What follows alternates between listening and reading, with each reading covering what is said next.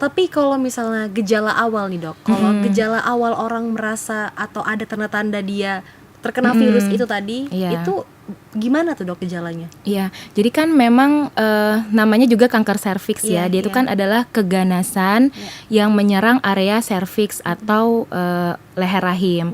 Leher rahim itu adalah organ yang menghubungkan antara rahim dengan vagina. Nah, jadi di tengah-tengah itu kan di dekat liang senggamanya itu leher rahim. Iya. Nah, tentu kalau misalkan sudah menimbulkan keluhan, kebanyakan ya keluhan-keluhan kewanitaan, mulai dari menstruasi tidak teratur, atau perdarahan atau nyeri saat berhubungan.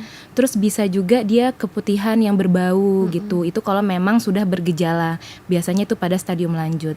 Tapi kalau misalnya kanker ini sudah menyebar, dia kan istilahnya tumor juga ya bisa kita sebut. Kalau sel-sel kanker ini udah menyebar, dia bisa menimbulkan radang panggul, sakit di area panggul. Terus bisa kalau misalkan sel kankernya udah menyebar ke organ lain, contohnya aja saluran kencing ya, dia bisa menimbulkan keluhan juga di buang air kecil kita. Buang air kecilnya bisa sakit, bisa berdarah gitu. Iya. Tapi sebenarnya di fase-fase awal, mungkin di stadium 1, stadium 2 di fase awal, dia bisa sama sekali tidak bergejala. Oh iya. Maka dari itu kadang wanita-wanita yang terkena ini pas fase awal dia tidak menimbulkan gejala dan dia tidak mencari pengobatan. Dan pas nyari pengobatannya pas udah bergejala, dimana kalau udah ada gejala itu biasanya pasti udah stadium lanjut, dimana yang ditakutkan adalah kankernya udah menyebar.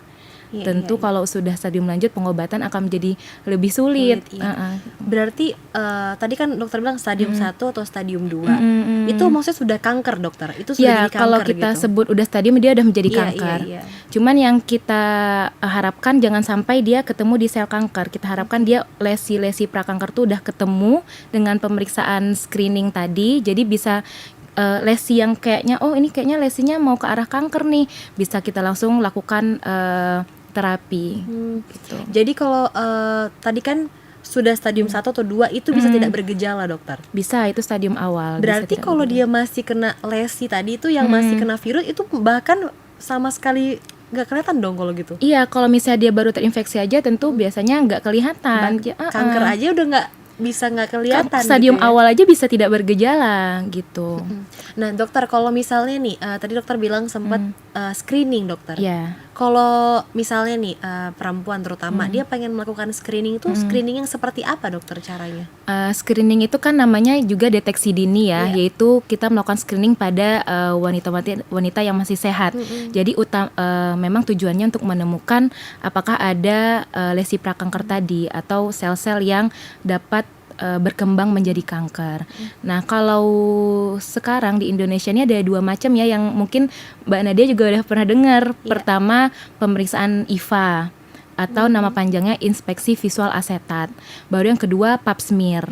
Itu dua-duanya sama-sama metode screening atau deteksi dini. Cuman sekarang yang lagi digalakkan di puskesmas dan dapat didapatkan secara gratis itu IVA, itu pemeriksaan IVA, deteksi dini kanker leher rahim. Malah saya lebih sering dengarnya pap smear Iya, aja sih pap dok. smear. Nah makanya mungkin kalau IVA ini memang terdengar baru, Iya. tapi gratis ya dok? Gratis di puskesmas. Kami udah melakukan ini sebenarnya penyuluhan ke masyarakat. Kadang kan kalau masyarakat kan memang pemahaman masyarakat kita ini masih ke pengobatan, nunggu sakit dulu baru ke puskesmas. Padahal kita udah menyediakan yang namanya screening untuk pencegahan kanker serviks tadi.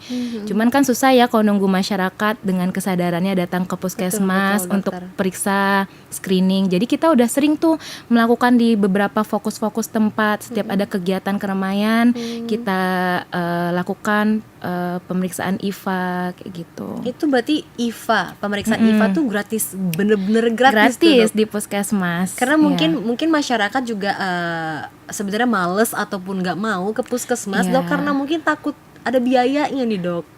Sebenarnya kalau biaya ya itu mungkin kalau yang nggak tahu sekarang jadi tahu ya, Iya, gratis. Cuman yang sering kami temukan di lapangan tuh takut ketahuan sakit iya, gitu, iya. kayak nanti ketahuan. Terus makanya kami bilang kalau misalnya ketahuan bagus dong. Kalau misalnya ya kita kan berharap negatif hasilnya. Tapi kalau positif pun berarti kan ketahuannya dari yang tidak ada gejala nih. Nah, kanker yang lesi prekanker tadi bisa langsung kita obati. Kita matikan sel-sel prakankernya itu biar dia tidak berkembang menjadi sel kanker. Alatnya pun ada di beberapa puskesmas, ada yang punya krioterapi namanya ya. Itu kalau pengobatan selama dia belum menjadi sel kanker ya dok ya, masih lesi itu tadi, Prekanker. itu pengobatannya seperti apa dokter? Apakah dia minum obat atau gimana? Dia kalau misalnya kita biasanya kalau di puskesmas kita temukan lesi prakanker tadi, kita sarankan untuk krioterapi. Krioterapi itu dia tuh zatnya tuh istilahnya mungkin kalau bahasa awamnya dibekukan lah, dimatikan sel-sel kankernya itu. Dan biasanya sih bisa mencapai 100% lah kesembuhannya. Jadi kalau misalnya IVA-nya itu ternyata pertama kan tidak normal, kita terapi dengan krioterapi tadi, tetap pola hidup sehat itu tetap ya, yang namanya mencegah apapun penyakit, tetap pola hidup sehat, mulai dari makanan, olahraga, dan yang namanya kanker serviks kan seksual ya, yang risikonya ya berarti harus melakukan hubungan seksual yang sehat.